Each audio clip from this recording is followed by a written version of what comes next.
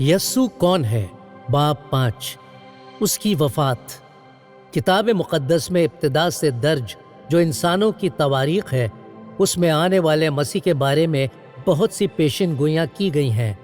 پرانے عہد نامے یسوع کی پیدائش سے پیشتر لکھے گئے صحیفے، اس میں نبیوں کی سینکڑوں پیشن گوئیاں ہیں کہ مسیح دنیا میں تشریف لائے گا اور اپنی دہشتناک موت کے ذریعے ہمارے گناہوں کا کفارہ ادا کرے گا۔ گناہ نے نسل آدم کو خدا کی پاک ذات سے الگ کر دیا، اور اس دوری کو مٹانے کا کوئی ذریعہ نہیں تھا، کیونکہ پوری نسل آدم کے ساتھ گناہ جو ایک عام مسئلہ بن گیا، تو اس کے واسطے ایک عام حل کی ضرورت تھی۔ یہ حل خدا کی طرف سے چاہیے تھا، کیونکہ بذات خود انسان اپنا بچاؤ کرنے کے قابل نہیں تھا۔ انجیل جس میں یسوع کے شاگردوں کی آنکھوں دیکھی گواہیاں مندرج ہیں، وہ اس کی متبدل موت اور موت پر فاتح ہو کر جی اٹھنے والی اس کی تفصیلیات کے ساتھ مکمل ہوتی ہے۔ اس باب میں ہم یسوع کی وفات پر غور فرمائیں گے اور دیکھیں گے اسے کیوں مرنا پڑا، اور آج وہ کہاں ہے، اور ہم اس کی موت، اس کے جی اٹھنے اور آسمان پر اٹھا لیے جانے سے کیا فائدے حاصل کر سکتے ہیں۔ ڈھونڈ نکالیں۔ نبی یسایہ صاف طور سے بیان کرتا ہے کہ کس طرح مسیح کو ستایا جائے گا اور وہ اپنی وفات تک کیسے پہنچے گا۔ آئیے پڑھیں یسایہ 53 3-7 اور آنے والے مرد غمناک اور اس کے سارے حوالوں اور اس میں اشاروں پر صلیب کا نشان لگا دیجئے۔ ہم، ہماری، ہمارے اور ہم نے کے حوالوں پر جن کا اشارہ انسان کی طرف ہے، ان کے نیچے لکیر کھینچ دیجئے۔ یسایہ 53 3-7 وہ آدمیوں میں حقیر او مردود، مرد اے غمناک اور رنج کا آشنا تھا، لوگ اس سے گویا روپوش تھے، اس کی تحقیر کی گئی اور ہم نے اس کی کچھ قدر نہ جانی، تو بھی اس نے ہماری مشقتیں اٹھا لیں اور ہمارے غموں کو برداشت کیا، پر ہم نے اسے خدا کا مارا کوٹا اور ستایا ہوا سمجھا، حالانکہ وہ ہماری خطاؤں کے سبب سے گھائل کیا گیا اور ہماری بد کرداری کے باعث کچلا گیا۔ ہماری ہی سلامتی کے لیے اس پر سیاست ہوئی، تاکہ اس کے مار کھانے سے ہم شفا پائیں۔ ہم سب بھیڑوں کی مانند بھٹک گئے، ہم میں سے ہر ایک اپنی راہ کو پھرا، پر خداوند نے ہم سب کی بد کرداری اس پر لا دی۔ وہ ستایا گیا تو بھی اس نے برداشت کی اور منہ نہ کھولا، جس طرح برا جسے ذبح کرنے کے لیے لے جاتے ہیں، اور جس طرح بھیڑ اپنے بال کترنے والوں کے سامنے بے زبان ہے، اسی طرح وہ خاموش رہا۔ اس پر خود ہی غور کیجئے یا دوسروں کے ساتھ مشورہ کر کے اپنے جواب لکھ لیجئے۔ پہلا سوال، یسایہ کے آنے والے مسیح کے حوالوں پر نشان لگا کر آپ نے کیا سیکھا؟ ایک فہرست تیار کیجئے۔ دوسرا سوال، مسیح کو ان تمام مشقتوں کو کیوں اٹھانا پڑا اور کس کے لیے؟ تیسرا سوال، آیت 6 میں ہمیں کس طرح سے بتایا گیا ہے؟ کیا آپ کو لگتا ہے یہ باتیں آپ پر صحیح بیٹھتی ہیں؟ چوتھا سوال، ہر ایک اپنی راہ کو پھرا، ان لفظوں سے آپ نے کیا سمجھا؟ پانچواں سوال، اس مسیح پر کس کے گناہ کی سیاست ہوئی یا سزا مقرر کی گئی؟ چھٹا سوال، صلیب پر دی گئی قربانی کے بدلے خدا پاک آپ کو کیا دے رہا ہے؟ ڈھونڈ نکالیں۔ زبور اس قدیم اسرائیل کے صحیفوں کا ایک حصہ ہے جسے نظم کے انداز میں یسوع کی پیدائش کے کئی سو برس پہلے لکھا گیا تھا۔ آئیے پڑھیں یسایہ 50:6 اور زبور 22:14-18 اور آنے والے مسیح کے سارے حوالوں اور اسمی اشاروں پر کروس کا نشان لگا دیجئے۔ یسایہ 50:6 میں نے اپنی پیٹھ پیٹنے والوں کے اور اپنی داڑھی نوچنے والوں کے حوالے کی، میں نے اپنا منہ رسوائی اور تھوک سے نہیں چھپایا۔ زبور 22:14-18 میں پانی کی طرح بہہ گیا، میری سب ہڈیاں اکھڑ گئیں، میرا دل موم کی مانند ہو گیا، وہ میرے سینے میں پگھل گیا، میری قوت ٹھیکرے کی مانند خشک ہو گئی اور میری زبان میرے تالو سے چپک گئی، اور تو نے مجھے موت کی خاک میں ملا دیا، کیونکہ کتوں نے مجھے گھیر لیا ہے، بدکاروں کی گروہ مجھے گھیرے ہوئے ہے، وہ میرے ہاتھ اور میرے پاؤں چھیدتے ہیں، میں اپنی سب ہڈیاں گن سکتا ہوں، وہ مجھے تاکتے اور گھورتے ہیں، وہ میرے کپڑے آپس میں بانٹتے ہیں اور میری پوشاک پر قرہ ڈالتے ہیں۔ بصیرت: کسی کو مصلوب کرنے کی خاطر اسے لکڑی کی صلیب پر کیلوں سے جڑ کر خون بہہ کر مرنے کے لیے چھوڑ دیا جاتا تھا، جس میں خون کے رل رل کر بہنے سے انسان مر جاتا تھا۔ یہ ظالمانہ سزا بہت بڑے مجرموں اور باغیوں کو دی جاتی تھی۔ اس پر خود ہی غور کیجئے یا دوسروں کے ساتھ مشورہ کر کے اپنے جواب لکھ لیجئے۔ پہلا سوال: مسیح پر کیا کیا گزرے گی؟ ایک ایک کر کے انہیں درج کیجئے۔ دوسرا سوال: یسوع کے تعلق سے جو بھی آپ نے پہلے والے بابوں میں سیکھا، تو کیا آپ کو یہ سزا عادلانہ لگی؟ کیا وہ اسی کے لائق تھا؟ ڈھونڈ نکالیں۔ جب یسوع یروشلیم کو جا رہا تھا، اس نے اپنے شاگردوں کو بتا دیا کہ اس کے ساتھ کیا کیا ہونے والا ہے۔ چلیے پڑھیں متی 20:17-19 اور یسوع ابن آدم کے سارے حوالوں اور اسمی اشاروں پر صلیب کا نشان لگائیں۔ متی 20:17-19۔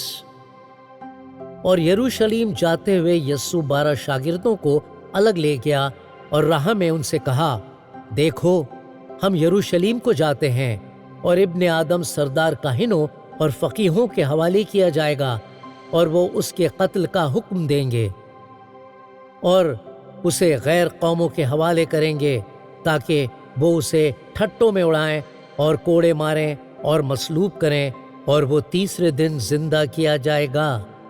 اس پر خود ہی غور کیجئے یا دوسروں کے ساتھ مشورہ کر کے اپنے جواب لکھ لیجئے۔ پہلا سوال: یسوع نے خود کے بارے میں اپنے شاگردوں کے آگے کیا پیشن گوئی کی؟ دوسرا سوال: کیا اسے علم تھا کہ تیسرے دن اس کے ساتھ کیا ہوگا؟ اس سے ہم یسوع کے تعلق سے کیا سیکھتے ہیں؟ ڈھونڈ نکالیں۔ یہ آیتیں یسوع کے مصلوب ہونے کے بارے میں ہیں۔ چلیے پڑھیں لوکا 23:33-38 اور 44-47 اور یسوع اور اس کے سبھی حوالوں اور اسم اشاروں پر کروس کا نشان لگا دیجیے۔ لوکا 23:33-38 اور 44-47۔ جب وہ اس جگہ پر پہنچے جسے کھوپڑی کہتے ہیں، تو وہاں اسے مصلوب کیا اور بدکاروں کو بھی، ایک کو داہنی اور دوسرے کو بائیں طرف۔ یسوع نے کہا، اے باپ، ان کو معاف کر، کیونکہ یہ جانتے نہیں کہ کیا کرتے ہیں۔ اور انہوں نے اس کے کپڑوں کے حصے کیے اور ان پر قرہ ڈالا، اور لوگ کھڑے دیکھ رہے تھے، اور سردار بھی ٹھٹے مار مار کر کہتے تھے، اس نے اوروں کو بچایا، اگر یہ خدا کا مسیح اور اس کا برگزیدہ ہے تو اپنے آپ کو بچائے۔ سپاہیوں نے بھی پاس آ کر اور سرکہ پیش کر کے اس پر ٹھٹا مارا اور کہا، اگر تو یہودیوں کا بادشاہ ہے تو اپنے آپ کو بچا۔ اور ایک نوشتہ بھی اس کے اوپر لگایا گیا تھا، یہ یہودیوں کا بادشاہ ہے۔ پھر دوپہر کے قریب سے تیسرے پہر تک تمام ملک میں اندھیرا چھایا رہا، اور سورج کی روشنی جاتی رہی، اور مقدس کا پردہ بیچ سے پھٹ گیا۔ پھر یسوع نے بڑی آواز سے پکار کر کہا، اے باپ، میں اپنی روح تیرے ہاتھ میں سونپتا ہوں، اور یہ کہہ کر دم دے دیا۔ یہ ماجرا دیکھ کر صوبیدار نے خدا کی تمجید کی اور کہا، بے شک یہ آدمی راست باز تھا۔ اس پر خود ہی غور کیجئے یا دوسروں کے ساتھ مشورہ کر کے اپنے جواب لکھ لیجئے۔ پہلا سوال: غور کر کے ایک کے بعد ایک ہونے والے واقعات کی ایک فہرست تیار کیجئے۔ دوسرا سوال: یسوع پر نشان لگا کر آپ نے کیا کچھ سیکھا؟ تیسرا سوال: بیان کیجئے کس طرح صلیب پر لٹکے ہوئے یسوع کا ٹھٹا اڑایا گیا تھا۔ چوتھا سوال: دوپہر 12 بجے اور 3 بجے کے بیچ کیا کیا ہوا؟ 5واں سوال، 3 بجے جو ہوا ان واقعات کی ایک فہرست تیار کیجیے۔ 6واں سوال، صوبیدار جو رومی افسر ہوا کرتے تھے جن کے ہاتھ کے نیچے 100 سپاہی ہوتے تھے، صوبیدار نے کیا دیکھا اور اس کا رد عمل کیا رہا؟ ڈھونڈ نکالیں۔ اب پڑھیں پہلا پطرس 2:21-25 اور نشان لگائیں۔ صلیب کا مسیح پر اور اس کے سارے حوالوں اور اسم اشاروں پر، کروس بڑا سا ایک گ لفظ گناہ پر۔ پہلا پطرس 2:21-25۔ اور تم اسی کے لیے بلائے گئے ہو کیونکہ مسیح بھی تمہارے واسطے دکھ اٹھا کر تمہیں ایک نمونہ دے گیا ہے تاکہ اس کے نقش قدم پر چلو۔ نہ اس نے گناہ کیا اور نہ ہی اس کے منہ سے کوئی مکر کی بات نکلی، نہ وہ گالیاں کھا کر گالی دیتا تھا اور نہ دکھ پا کر کسی کو دھمکاتا تھا، بلکہ اپنے آپ کو سچے انصاف کرنے والے کے سپرد کرتا تھا۔ وہ آپ ہمارے گناہوں کو اپنے بدن پر لیے ہوئے صلیب پر چڑھ گیا تاکہ ہم گناہوں کے اعتبار سے مر کر راست بازی کے اعتبار سے جئیں، اور اسی کے مار کھانے سے تم نے شفا پائی۔ کیونکہ پہلے تم بھیڑوں کی طرح بھٹکتے پھرتے تھے، مگر اب اپنی روحوں کے گلے بان اور نگہبان کے پاس پھر آ گئے ہو۔ اس پر خود ہی غور کیجئے یا دوسروں کے ساتھ مشورہ کر کے اپنے جواب لکھ لیجئے۔ پہلا سوال، ان آیتوں کے ذریعے آپ مسیح کے بارے میں کیا سیکھ پائے؟ دوسرا سوال، اس نے اپنے بدن پر کیا اٹھایا؟ وہ کس لیے؟ تیسرا سوال، آپ نے ان آیتوں میں اور ان میں جو یسایہ کے باب 53 میں اس سے پہلے پڑھا ہے، تو کیا آپ کو ان دونوں میں کچھ تعلق نظر آتا ہے؟ چوتھا سوال، آج ہمارے لیے مسیح کے زخموں نے کیا حاصل کیا ہے؟ پانچواں سوال، آیت 25 میں مسیح کو کس طرح سے پیش کیا گیا ہے؟ ڈھونڈ نکالیں۔ اب پڑھیں رومیو 5:6-10 اور مسیح کے سارے حوالوں اور اسم اشاروں پر کروس کا نشان لگا دیجیے۔ ہم اور ہمارا، جن کا اشارہ مسیح پر ایمان رکھنے والوں کی طرف ہے، ان کے نیچے لکیر کھینچیے۔ رومیو 5:6-10۔ کیونکہ جب ہم کمزور ہی تھے تو عین وقت پر مسیح بے دینوں کی خاطر مواں۔ کسی راز باز کی خاطر بھی مشکل سے کوئی اپنی جان دے گا، مگر شاید کسی نیک آدمی کے لیے کوئی اپنی جان تک دینے کی جرت کرے۔ لیکن خدا اپنی محبت کی خوبی ہم پر یوں ظاہر کرتا ہے کہ جب ہم گنہگار ہی تھے تو مسیح ہماری خاطر مواں۔ پس جب ہم اس کے خون کے باعث اب راست باز ٹھہرے تو اس کے وسیلے سے غضب الہی سے ضرور ہی بچیں گے، کیونکہ جب باوجود دشمن ہونے کے خدا سے اس کے بیٹے کی موت کے وسیلے سے ہمارا میل ہو گیا، تو میل ہونے کے بعد تو ہم اس کی زندگی کے سبب سے ضرور ہی بچیں گے۔ بصیرت، راست باز ہونے کا مطلب ہے خدا کی نگاہ میں راست باز ٹھہرنا اور کہلانا۔ میل ہو گیا کا مطلب ہوا خدا کے ساتھ ہمارا رشتہ پھر سے قائم ہوا، خدا کے ساتھ امن ہوا اور ہم اس کے قہر سے بچ گئے۔ اس پر خود ہی غور کیجئے یا دوسروں کے ساتھ مشورہ کر کے اپنے جواب لکھ لیجئے۔ پہلا سوال، ان آیتوں کے ذریعے آپ مسیح کے بارے میں کیا سیکھتے ہیں؟ دوسرا سوال، بنی آدم کے بارے میں جو کچھ آپ سیکھ رہے ہو اس کی فہرست تیار کیجئے۔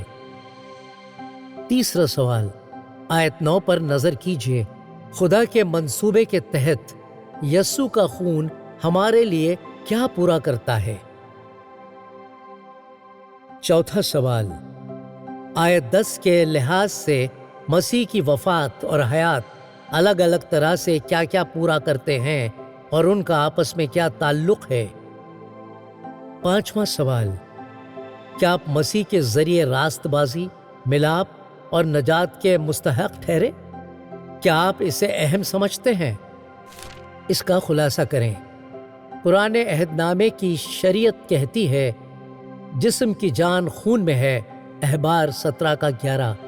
اور نیا عہد نامہ اس کو پختہ کرتا ہے اور کہتا ہے کہ بغیر خون بہائے معافی نہیں ہوتی۔ عبرانیوں 9:22۔ دوسرے لفظوں میں ہم اپنے گناہوں میں مر چکے۔ ایک بے عیب شخص کا خون بہا کر ہمارے گناہوں کی سزا مکمل ہو سکتی تھی۔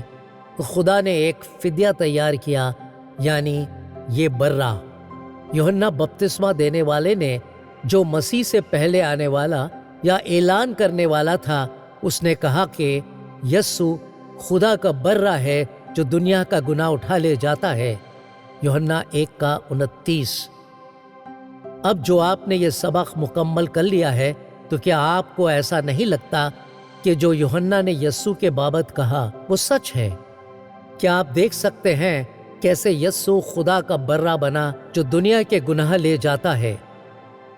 کیا یہ حیرت کی بات نہیں ہے جو خدا نے اپنی سب سے عزیز خلقت، اس نے اپنی صورت پر نر اور ناری پیدا کیے کے لیے ایک راہ تیار کی تاکہ ان کا فدیہ دام چکا کر خرید لینا اس طریقے سے ادا کیا جائے؟